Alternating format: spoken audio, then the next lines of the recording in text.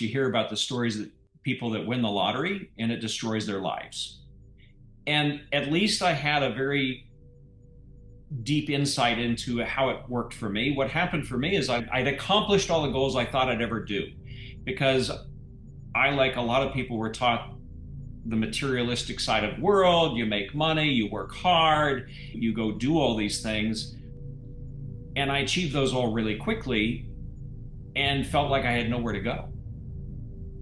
And so I started looking into if the soul lives outside of space and time and has the ability to create and destroy universes, do anything it wants, what are we doing here? What's the point? And so, if we call this the game of Earth, and we're in a game, and just like if you play a game in Monopoly, there's a couple things that have to exist in a game. So then I asked, great, what would a soul find interesting in the game of Earth? Well, first off, what is the game of Earth?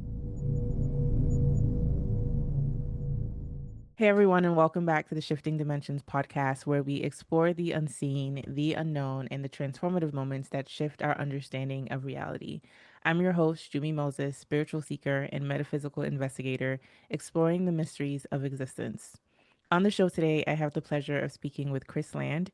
Kris lives at the intersection of building companies and rebuilding the self. He's the author of the Infinity Within Trilogy, a spiritual memoir series that moves through awakening, fear, and the kind of remembering that happens quietly from the inside out.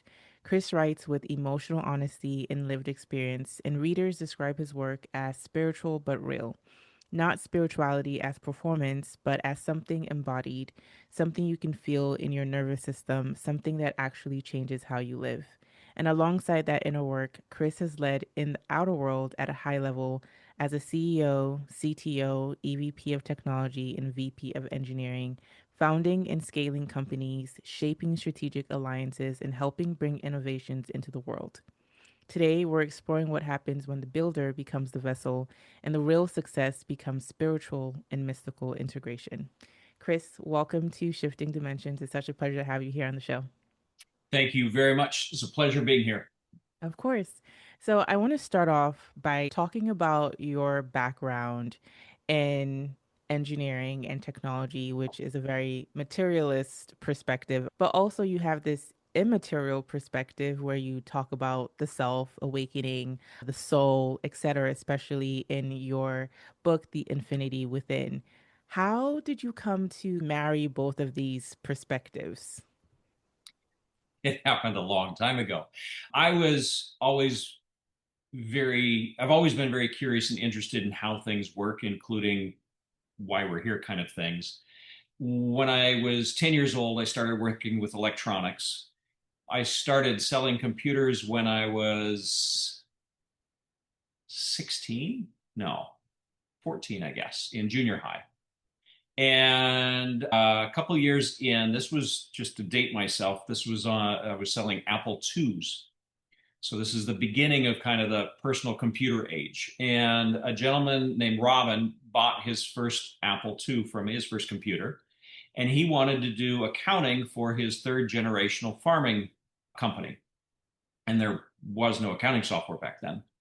And so he knew how to do accounting and I knew how to program. And so we ended up putting a little company together and I did the coding and he told me what to program. And we did that. And then we were very fortunate. Not only did he get his accounting software, but then a company bought it from us. And the good news is I made more money than I thought I would ever make. And it was very exciting. And then a few months later, it put me in a very deep depression.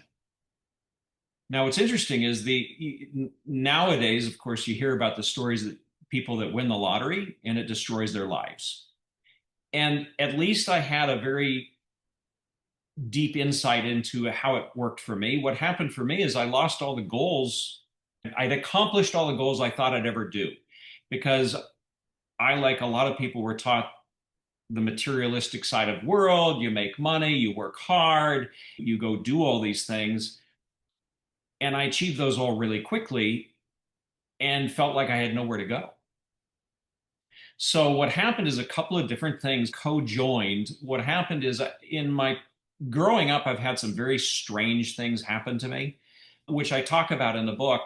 I'll take a segue here. In the book, the first chapter has to do with the fictional character named Gabe or Gabriel and things he went through as a childhood, which is pretty much a memoir of things that happened to me.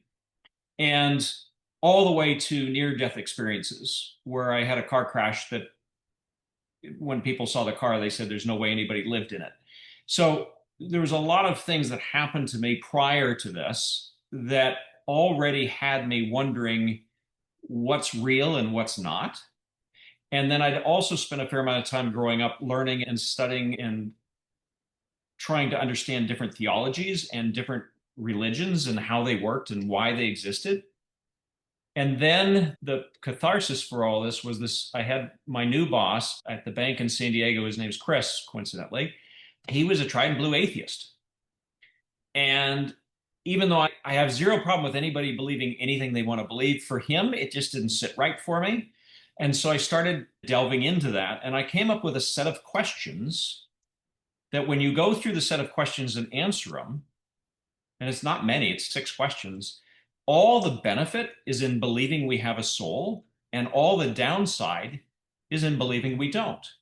So whether we do or don't, all the win is in believing we do. So that started me down this thought train of, okay, great, we have a soul. What is that? And so then you get into the Bible, and there's some fantastic chapters and verses in there where God says, you are the children, or I think Jesus says, you are the children of God. Okay, for the children of God. And it even says you inherit all the godly abilities, that we've inherited all the things that our Father has. And Jesus tells his disciples, you will do everything I have done and much more. And so there's all these really interesting pieces that says, okay, so maybe we're a lot more than we're told or thought of in the material world. And so it started me down the path of, okay, so if we have a soul, what is that? Okay, it appears based on all the theologies to be a godlike entity. Great. I don't feel very godlike very all the time. Okay, how does that work?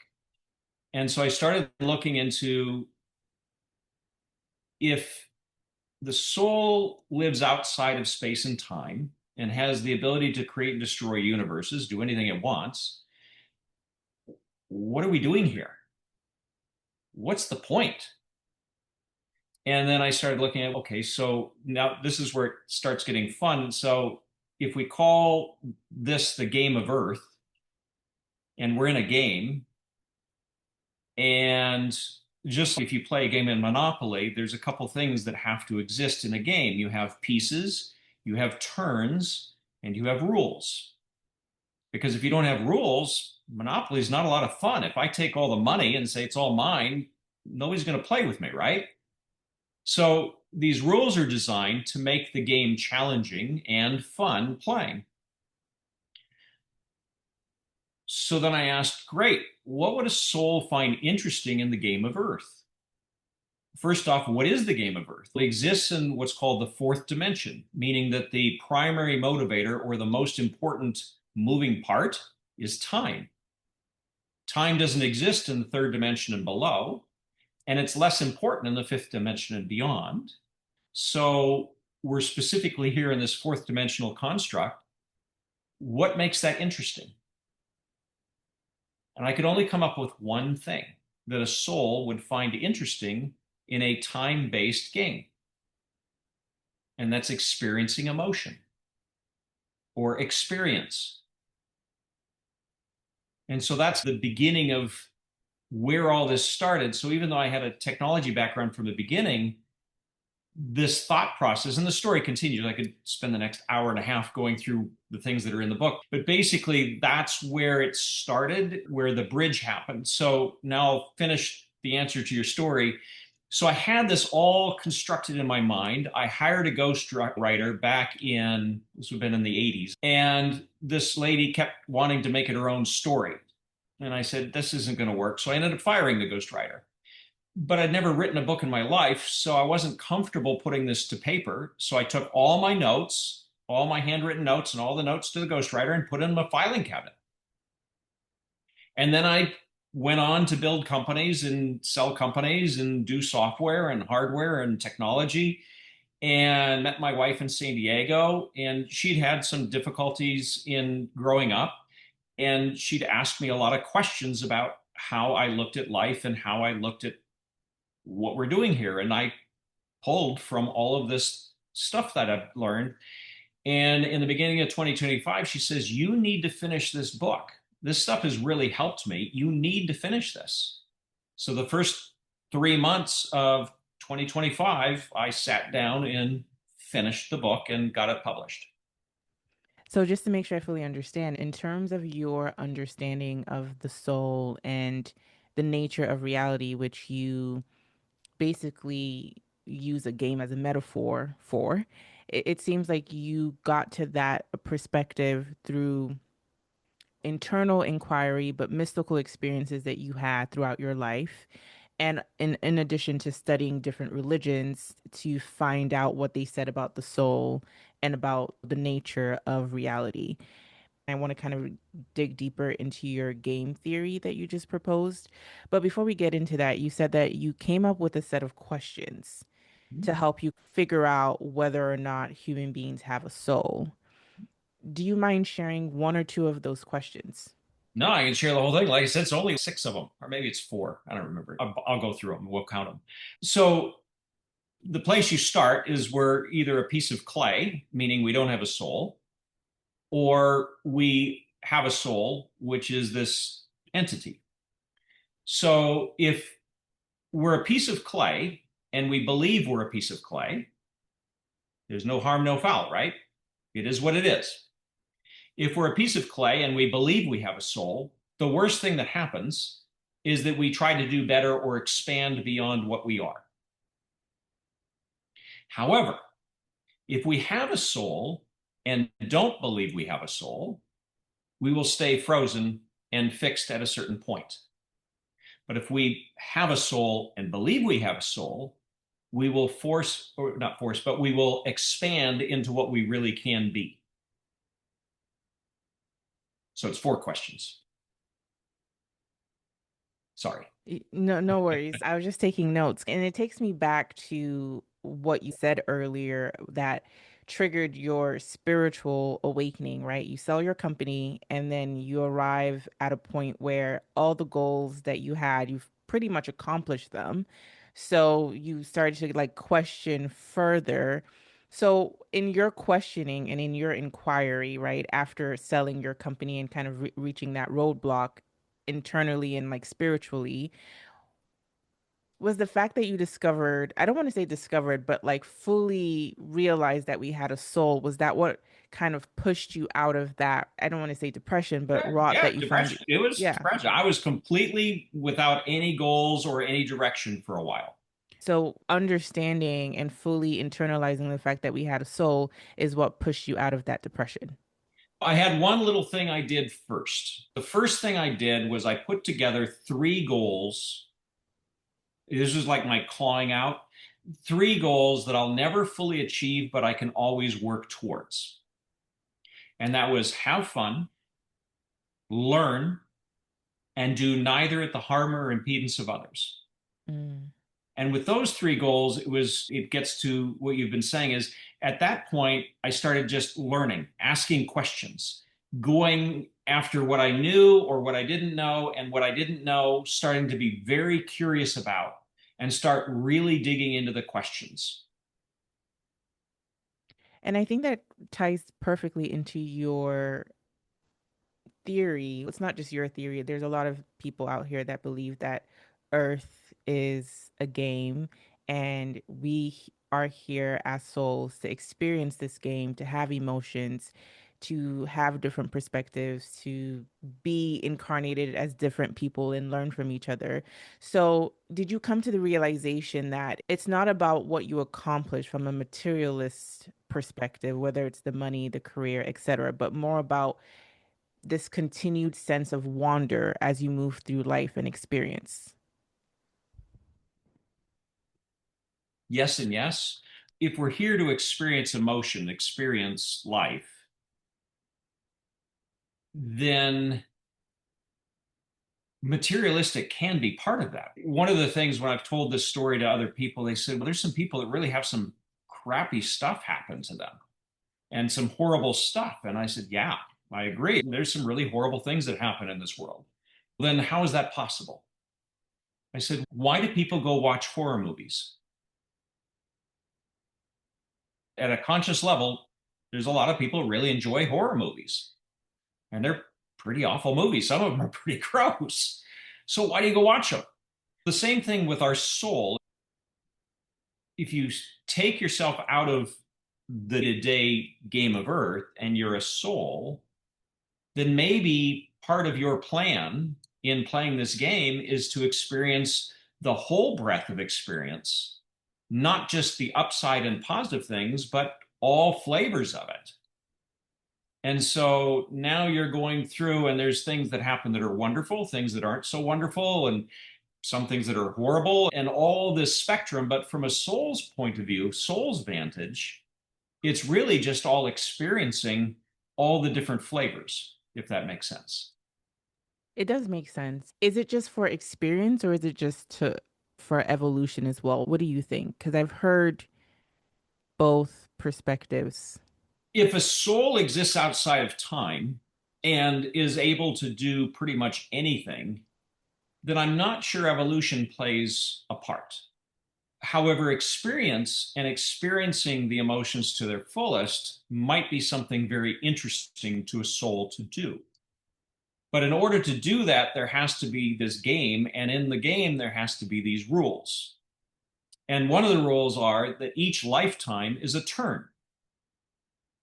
And you have the original title of this book was going to be The Soul Path or Soul Path or Your Soul Path. And the idea is that when you're at the pearly gates getting ready to enter the game at the very beginning, I think you actually pick out the whole game. You pick out the turns, you pick out what you want to accomplish in the turns, meaning lifetimes, and you have a certain set of things that you set up ahead of time. Because one thing I can guarantee a soul is not going to do is enter into a game that's infinite. It's going to have a way out. At some point, there's going to be an exit. So to do that, you have to have certain agreements in place. And one of the things that I thought about was okay, so if each turn is a lifetime, we have certain things that we need to accomplish, certain soul path things that we've wanted to learn or experience in each turn. And if we don't experience those, we get to do them over and over until we actually experience what we're supposed to do as what we agreed to. And then as soon as we do, we move on to our next turn and our next turn. And finally, when we've accomplished whatever we set up for ourselves at the beginning, we leave the game and we go off and do whatever souls do. But we're in here to experience certain sets of things before we leave again. Okay. And I've heard that. A lot of people say that, and some people talk about it through the lens of karma, where you are incarnated, and if you have karmic debt, you have to come back until you clear that karmic debt. I do struggle with that particular understanding. At first, a few years ago, I was like, okay, that makes sense. But I think where I keep coming across a roadblock for me and where my new curiosity is turning or shifting me towards is just if we forget in every incarnation, then it feels like a zero sum game because I don't know what I'm supposed to clear. And then in me trying to research and kind of figure out is this actually something that needs to happen? I've come across, again, different perspectives, and some people say that there's no karma, that's a construct. There's this idea of Earth kind of being some sort of dimension that could be acted as a prison planet, which I don't believe in that rhetoric either, because that's a I, bit I, fear I can tell mongering. you one particular writer that says exactly that. Yep. Yeah, there are all these different perspectives, but again, going back to the idea of Earth being a game, I think you answered it, but I want to dig a little bit deeper because if it's a game, then what are we winning? because that the point of a game is to win something. You're Well, trying to. to win and experience. That's true. Because in Monopoly, when you win, when you're done with the game, what do you actually walk away with? You don't get to keep the hotels. So it was the experience of playing with the players and playing the game that you were there for. And the winning is just the end of the game. It's an Right. experience. Okay, I won, I didn't win, whatever, but that's part of the experience. Does that make sense? Yeah, it does make sense. I get it. And going back a little bit to what triggered you to have those questions to dig deeper into whether or not we have a soul, because the person you worked with at the time was an atheist. Again, like you said, and I also agree with this, I don't have an issue with what anybody believes Yeah. because I'm constantly trying to seek different sort of ideas and knowings in regards to spirituality, and it takes different forms. But I think what I struggle with in terms with atheism specifically is just this idea that nothing, and I could be having the wrong interpretation, correct me if I'm wrong, but this idea that we don't have a soul and that once we die, that's it. Yep. We don't go anywhere. I say all of that to say, and this is my real question, why do you think it's important, or why would you recommend that we as human beings recognize that we have a soul?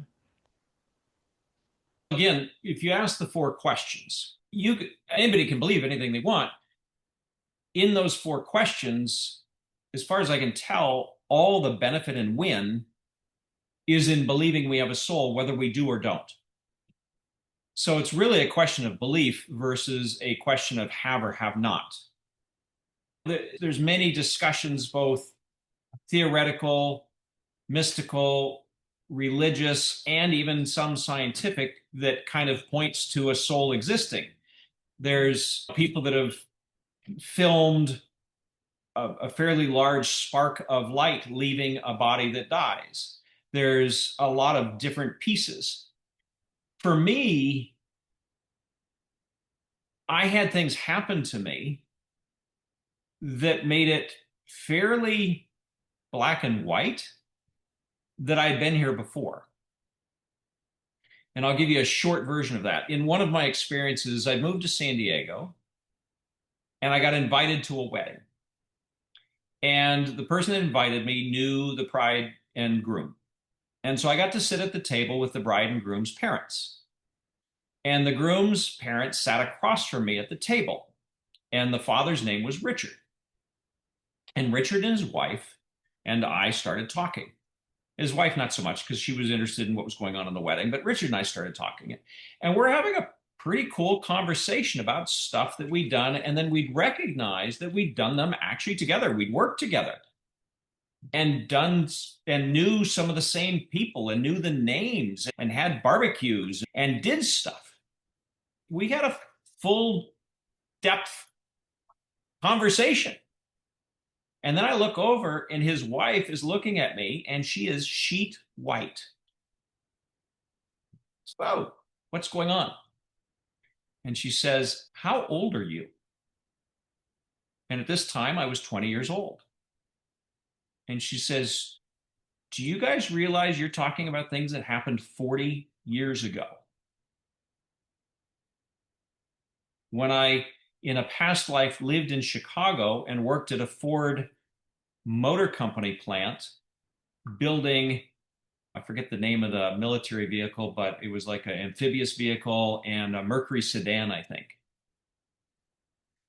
And we were having a full conversation like this had happened yesterday.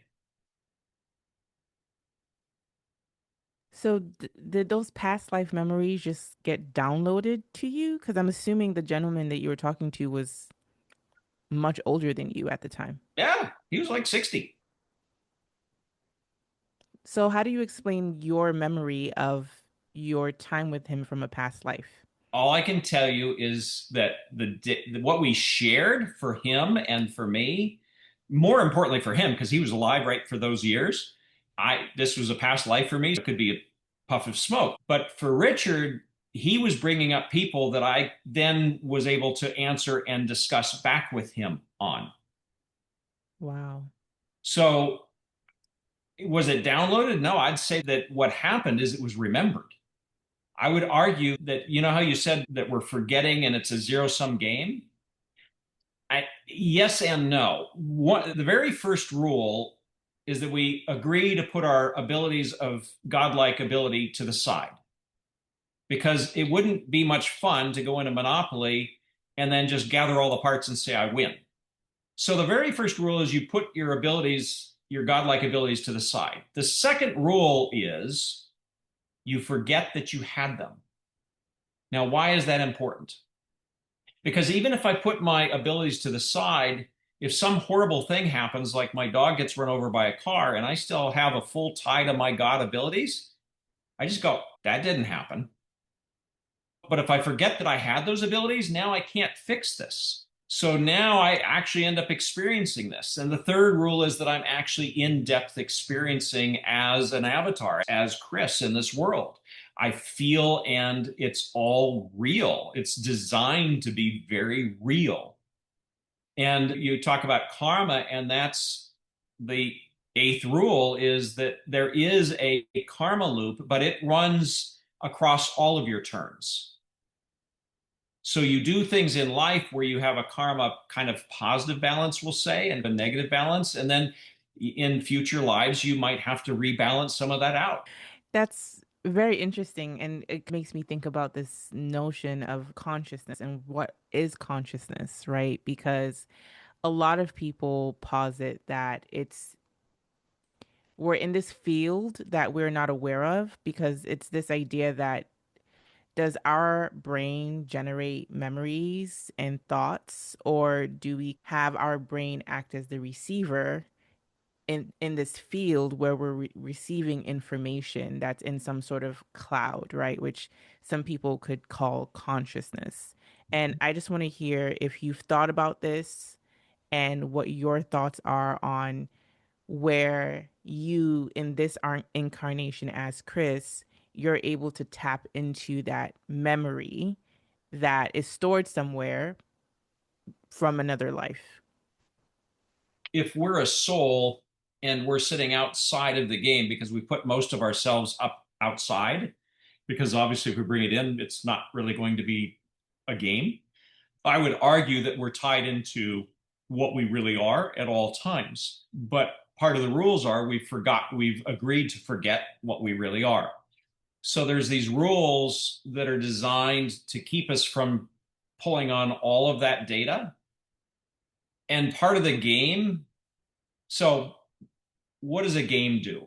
You have turns, and then there's obstacles and complications and things that go on that keep you from getting done with a turn. If we're a soul that's able to create and destroy universes, then we're not going to pick an easy game. In other words, we're not going to pick the game of tic tac toe because that's really boring. We're not going to play that. We're going to pick a game that's really hard. So I would argue that the game of Earth is really designed by agreement to be exceptionally hard and challenging to make it through the turns. And what I mean by that is I want to call them the agnostics, but I think it's the agnostics, and even in the Bible, there's mentions of the archons. And the archons, under the agnostic belief, is that they are the creators of reality. And I forget the name of the particular God who is like the chief creator of reality.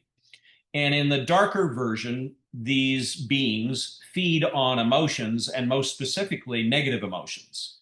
And so what they do is they intentionally create situations that create negative emotions so they can feed. Well, that's certainly a take. I've taken a slightly different look, and that is that if we're a soul entering the game, we're not going to include really evil things that are going to be able to really harm us in a big way, but we would include them as part of the game to make things challenging and difficult. And so one of the things that I think, so there was something you said a while ago. How do we know this is not a zero sum game, and how do we remember? I would argue that the things that happen to each one of us that are not normal, not real, are actually the signposts telling you that you're connecting to what you really are. You're remembering pieces. So all those things that happened through childhood to me were signposts that said, hey, maybe the real stuff is over here and not what you're being taught and what your parents are teaching, and those things and all the other things that we're told are real. So if we have all these happenings going on, and I'd ask you, have you had any strange things that were inexplicable happen to you that then you just signed off and said, it didn't happen, or it was make believe? Yeah, I have a lot of stories like that throughout my life, but I think that's also why I created this platform to have conversations like this because I never intuitively, ever since I was a child, just knew not to dismiss those things. It Mm-hmm. was evidence that there was a lot more than meets the eye. To touch on everything that you just said, I have two streams of thoughts that I want to address, but I'm going to stick to the game aspect first and then shift over to karma. So, if Earth is this like game that we've created collectively as different souls to experience emotions and to experience materialistic, like a materialistic world. And then you talked about us coming in and not intentionally creating bad things necessarily with this whole like Archon's prison planet theory that you just brought up. Not, a I guess it's a theory, right? Because you can't really prove it, but it's in many religious texts, especially Christian mystical texts. But anyways, I say all that to say, what if we've lost control of the game? What if as souls we're still incarnating here on Earth, but we've lost control of it, and that's why there's a lot of hardship and upheaval that we are experiencing as on a planetary level and also on an individualistic level, because a lot of ancient knowledge, for example, has been lost, and there's this pull that we're feeling from our soul to have these conversations and remind us of who we actually are. And have you given thought to maybe the game is no longer in our collective control as soul beings trying to have an experience here on Earth? I have thought about it, and I'm not convinced that a soul, in the description that we've discussed, would enter into a game that could get out of control. I think that the game is designed to be incredibly difficult. And I think that from what I've learned, there are many people that are stuck in turns and redoing turns over and over again, which by the very nature of doing them over and over again, you've got two choices. You can continue to get lost, or you can start finding yourself and remembering.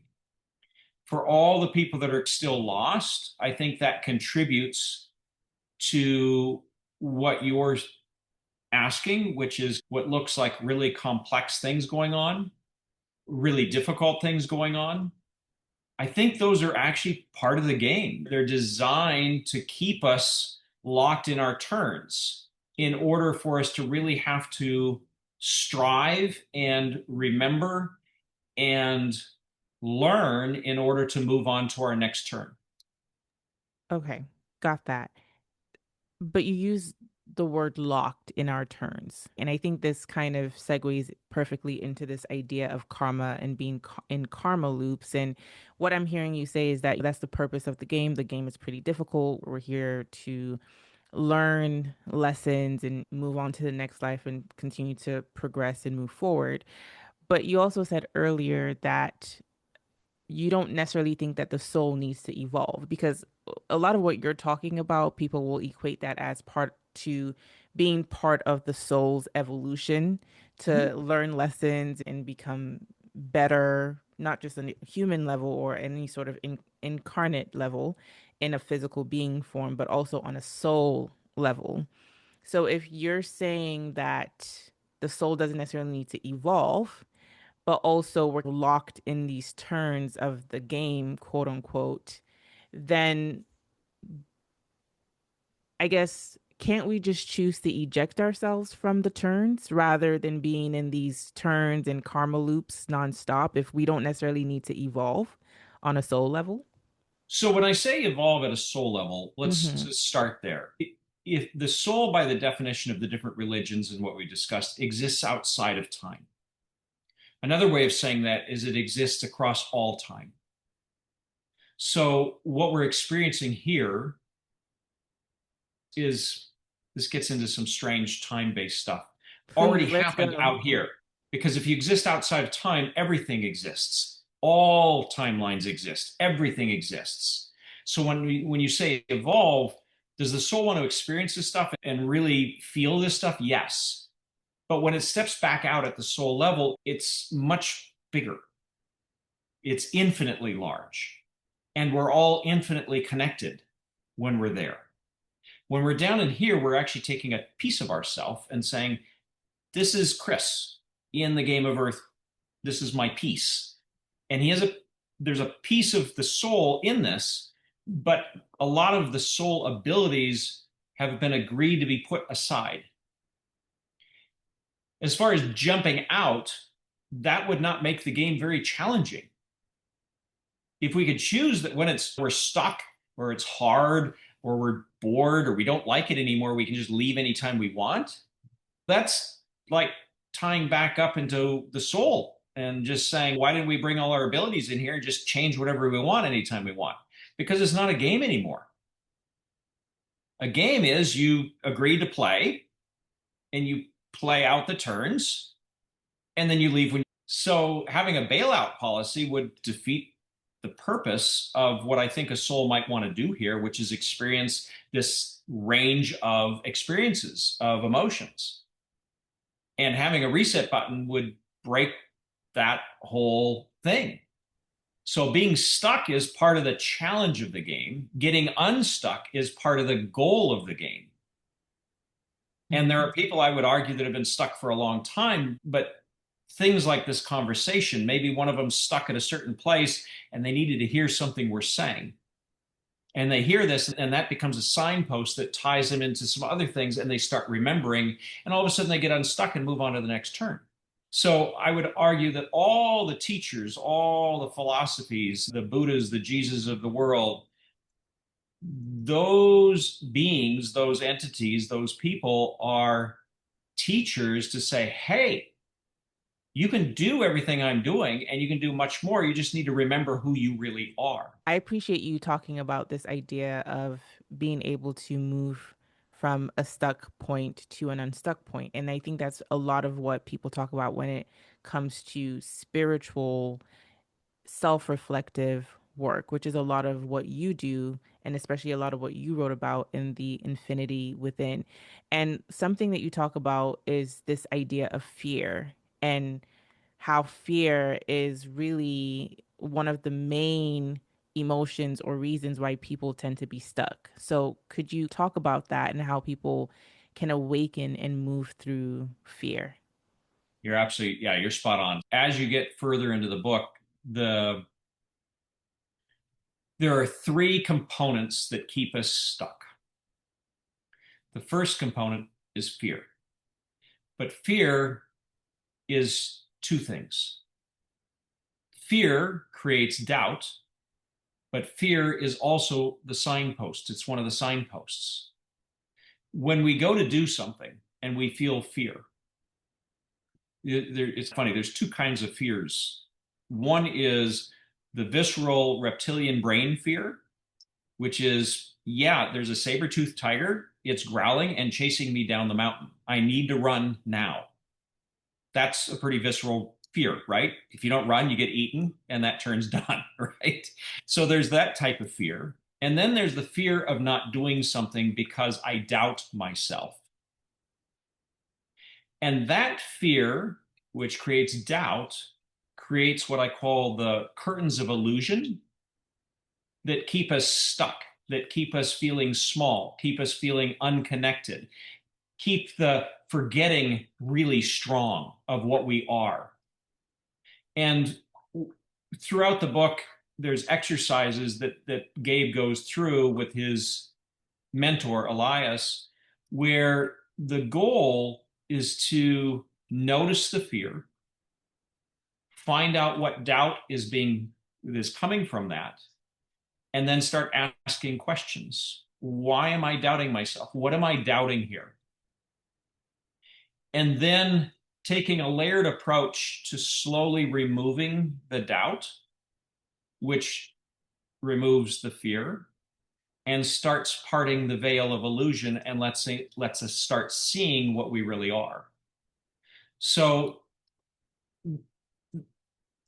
one of the things that Gabe struggles throughout the book is the idea of, okay, so we're souls, we're able to do all these incredible things, all these teachers have done incredible things. And it's funny, in the introduction I bring up four teachers, and my mom gave me some grief on the fourth one. The first one is Jesus, then there's Buddha, then there's Eckhart Tolle, and then there's Elon Musk. Which, I mean, is he a spiritual leader? I would argue not. But the one thing that Elon has done is everybody consistently tells him he can't do something. You can't successfully make a motor company. It's not possible. It's already been done. It's too hard. You can't land rockets safely and reuse them. It's impossible. You can't run 5 or 6 companies at the same time. You can't. And he keeps saying, nah, do.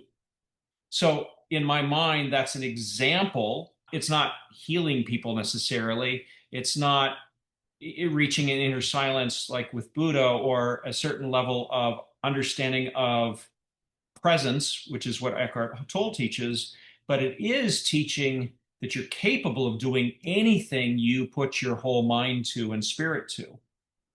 And so that's why I included them in that list. It's that removal of doubt. So one of the things that I had a friend of mine years ago said, okay, you tell me all this crap, so teleport in front of me. Okay. That is an easy thing to say, but there's a lot of layers to it. First off, let's assume that I have 100% doubt free that I can teleport. Meaning that I teleport at will, right? But if I do that in front of you, there's a number of things that can happen. First off, if you're really not ready, it could really fracture your reality. If you're close to being ready, you might come up with answers like, I looked away and you walked over there, and that didn't really happen. And there's all these layers that come in. And then also, your doubt has to not only be super, like, fully removed, but your faith that you can teleport has to exceed your disbelief that I can teleport. So there's a lot of different factors. If you're right on the fringe of being able to teleport, it's probably pretty easy for me to teleport in front of you, not damage you, and then have you start teleporting. But a lot of people aren't ready for teleportation. And did all these teachers do all these miraculous things? I think it's Wim Ha, who, I want to say that's the right person. There's a lot of different people that I've referenced, but I believe he's the gentleman that can go in a freezing lake for hours and keep his body at normal temperature. How is that possible? If you look at thermodynamics, that's not possible. And yet he does it. And the story goes on and on. I can go from teacher to teacher. And they show these things that we call miracles that only they can do. And my answer is no. They're showing you how to do it. They're showing you how to break through that doubt and through the illusion and see what you really are.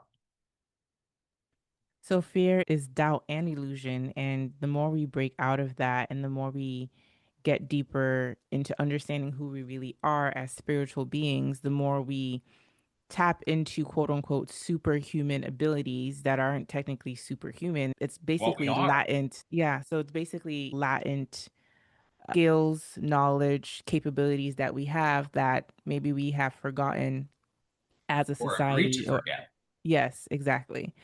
And again, I'm still working through that for myself, but I do still in many ways resonate with the game theory. But then I have to ask as well, if it's a game, then how do we keep ourselves from getting into a point of apathy and feeling like nothing matters because, okay, if it's a game and I chose my life and I'm supposed to experience this, and if I see other people suffering, then I guess they chose to experience that.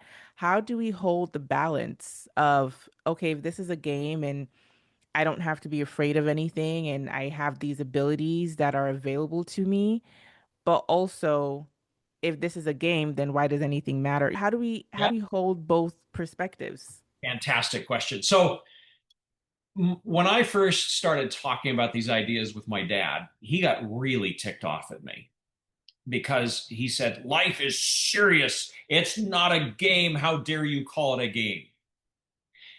And then in my book, Gabe asks almost the exact same question you asked. And Elias says, "Do you think football players consider that game to be not serious? How serious do you think football players play football? Or soccer players, what they call football in Europe, how serious do you think they take their game?" And I would answer it pretty darn serious. And then Elias says, "Yes, the game of earth is a game with teeth. You've agreed to come play, yes. But what happens to you as a physical being does happen. It is real. And sure, you will come back as another life, as another turn, but not as Jumi. You'll be coming back as some other avatar in a totally different place, totally different everything. So what you're doing is you now, and this is your only time to get to be you now. And if you if your game path, if your turn path is to just not take anything seriously, then you might move on to the next turn and succeed fine. If your life path and that turn is to accomplish certain things and you don't do them, then you get to do it over again. So it's the argument is when we use the word game, a lot of people immediately move to frivolous, not important, no consequences. Not this game. This game is a game with teeth. It's designed to have consequences. It's designed to have all of the different emotions that are in it.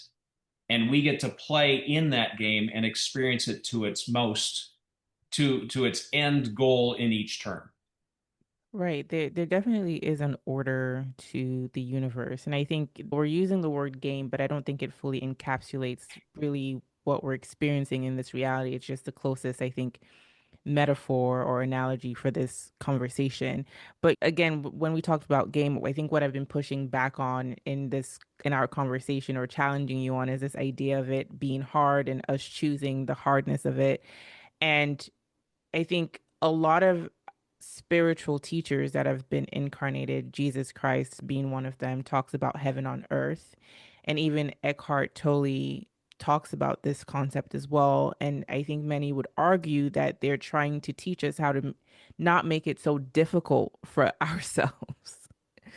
So I want to hear your thoughts about this idea of heaven on earth, because I think you also talk about the spiritual nexus that we are coming towards or heading towards, especially with the rise of technology like AI. Just would love to hear your thoughts on heaven and earth and the spiritual nexus that we're heading towards because of AI. Yeah, that's two very different conversations Okay, that let's go. definitely overlap each other. The age of Aquarius was discussed, I want to say, in the 70s or 80s.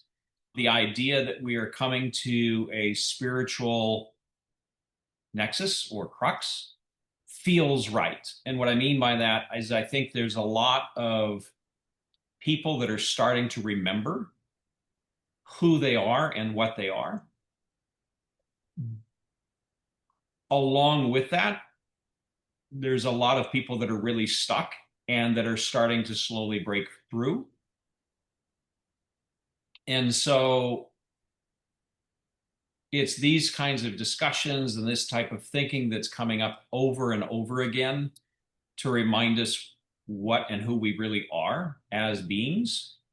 The construct of AI, right now, we have a lot of stuff going on around AI. What is AI today?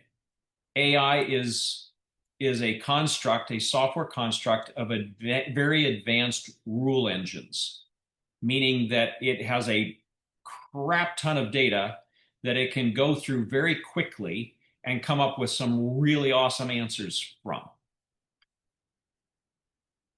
I would argue it is not conscious, and there are certain definitions of what consciousness is. I would argue that at this time, it probably does not have a soul. It is a mechanical thing. However, in the next 10 to 15 years, with the speed at which technology is moving, there is a fairly high probability that the code will start writing enough of itself that it could become what's called a singularity or conscious, truly artificial intelligence or artificial being. When that happens, it gets interesting in a hurry. And here's why. If we're just clay, we're potentially screwed because a singularity or an AI, there's a lot of really good movies that kind of point out some of the directions that can head. The Terminator, Matrix.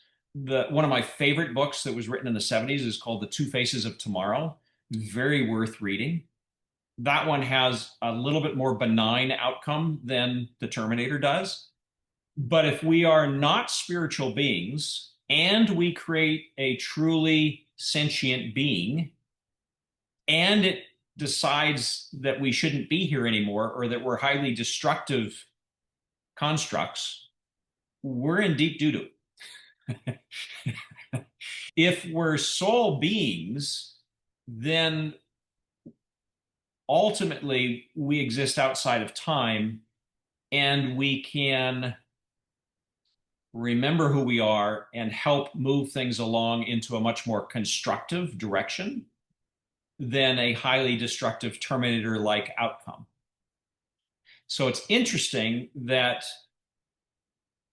the spiritual growth and path that humans are on right now has been increasing incredibly fast right now at the same time that AI artificial beings are right around the corner. So, what I'm understanding and what I deduced by lumping both of those two things together, heaven on earth and the spiritual nexus that we're heading towards because of the rise of AI, is this idea that as human beings, we're waking up to remember who we are as spiritual beings having this human experience. And the more we awaken, the more we get closer to this idea of heaven and earth that Jesus Christ talked about. And again, makes the game easier for us in the sense that we don't have to suffer as much as we're suffering on an emotional, mental, physical, spiritual level. And at the same time, with that happening, then that we might be better stewards over AI, and AI might learn from us if AI does become this sentient being where it's able to create itself to get to that point to have a certain level of consciousness and awareness, then it can learn from us if we're heading towards that direction of heaven on earth.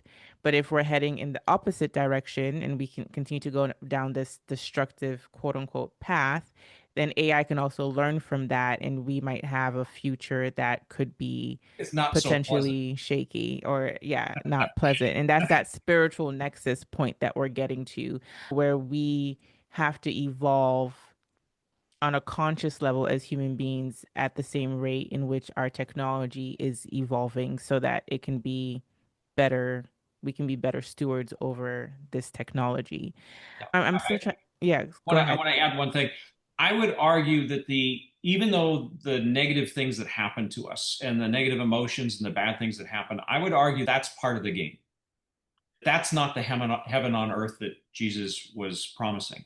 What I was would he argue promising? that what we may be looking at for heaven on earth is many more souls becoming unstuck. and getting back into their soul path that they chose to be in the first place instead of being stuck. Because Okay. all the ranges of emotion as human beings, when I get hit in the head with a hammer, I don't like it. As a soul, it's it's just it just happens, right? So all the emotions, all the good and the bad emotions, you can't feel elation or love if there's not bad emotions to exist to give that dichotomy, right? The duality of it. So heaven on earth, if we remove all the negative emotions and all the bad things that happen, I would argue would maybe not be really all that heavenish. It'd be pretty boring because we wouldn't have anything with that duality left. But there's a lot of souls that I would, like I said before, argue that are stuck and just going around and around and around. Whereas this spiritual nexus and this growth, all those souls get unstuck and are now on a forward trajectory of where they wanted to be in the beginning. Hmm. Very, very fascinating conversation, Kris. You've given me a lot to think about, especially when you mentioned the fact that if AI being conscious, and it made me think that does something need to have a soul to be conscious? Can consciousness be separate from having a soul? And I'm sure some people will argue that is possible, but you've given me a lot to think about in this conversation. Very fascinating. Thank you so much. I always ask my guests on the show if they've shifted in perspective on anything recently, because I feel like we're constantly evolving, we're constantly growing. So if you have any shifts in perspective that you would like to share with the audience, this is the time to do so. Absolutely. I think so. One of the things that I think as a child and a young adult and then growing up, I intuitively knew, but I never really put words to. When I wrote The Infinity Within, it forced me to put words to the thoughts. And what I got out of it was that I think it's really important to take the Bible and what Jesus has said and what Buddha has said and Eckhart and all the different teachers is that I would argue that they've never wanted to be put on pedestals, that the writings in the Bible, even though there's a lot of paragraphs, chapters, and verses that kind of can be taken two different ways, and a lot of the ways that it's been looked at is that God and Jesus should be put on a pedestal and prayed to, and that they're these ultimate things or beings. I would say that the shift I had when putting it into words is maybe if you look at all the paragraphs and all the chapters and verses with the slight change or shift of maybe it was just saying, hey, you're just like me. You can do everything I've done. You just need to remember who you are. Instead of putting me on a pedestal, watch what, in the case of the Bible, read what I'm telling you, read what I've done, know that you can do all these things. And I forget the extra chapter and verse, but Jesus actually tells his disciples, you will do everything I have done, meaning all the healing and all the different things and much more. And he says it directly to them. And there's a lot of different chapters and verses that could take and have either one of those meanings.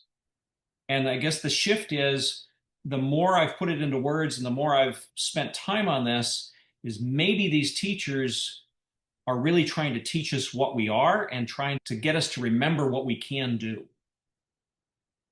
I am in total agreement with everything that you said. And I remember when people would say that Jesus is the Son of God, and we're also children of God, but I felt like Jesus was a special child of God. I used to Right. think, Favored child, right? yeah, I'm like, why does God have a favorite? Why can't we all be like Jesus if we're all God's children? What I don't want to say what makes Jesus special. Obviously, Right. Jesus is a ascended master and a teacher who incarnated to make us help us remember who we are as spiritual beings, but again, my child brain was just, we're all children of God. So I guess we're all like Jesus if we wanted to be. Exactly. So I resonate with what you said. Thank you, Kris. Where can people find you if they want to purchase your book, learn more about you? Where can they find you? Absolutely. So I have a personal website, it's krisland.com. You can go there.